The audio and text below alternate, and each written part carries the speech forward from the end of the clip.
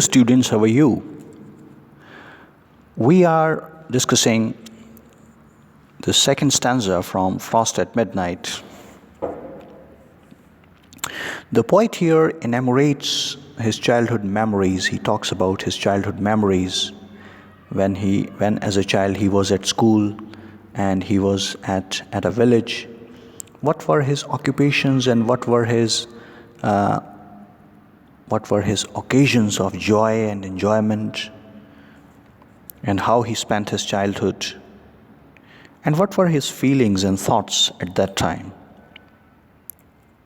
He talks about his school, that at school, being afraid of the stern schoolmaster, he says that he would pretend that he was reading. But the poet says, my thoughts would be elsewhere and the words in the book would just swim before my eyes. Whenever the door was open a little, I hastily looked towards it, still expecting some visitor, a townsman, an aunt, or a beloved sister, my playmate of the days when we two were dressed alike. The poet talks about his childhood loneliness and his aloneness as a child. That even at that time, the poet, as a child, he was so reflective that he did not have any, we can say that, attentiveness in his classroom.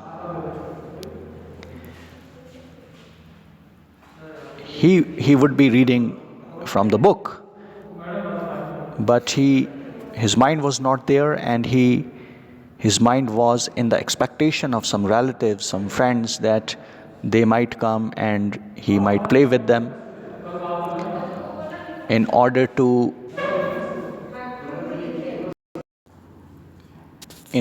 get rid of his loneliness. So these were the thoughts of his childhood. Now the poet addresses his baby who is sleeping by his side.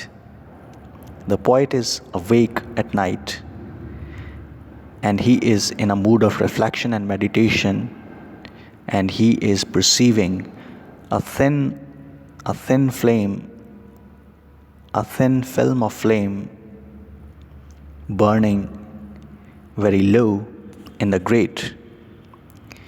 And now he addresses his child who is too young and who is now at rest, who is sleeping. Dear babe, that sleepest cradled by my side, whose gentle breathings, heard in this deep calm, fill up the interspersed vacancies and momentary pauses of the thought. My babe so beautiful, it thrills my heart with tender gladness, thus to look at thee, and think that thou shalt learn far other lore, and in far other scenes. For I was reared in the great city, pent mid clusters dim,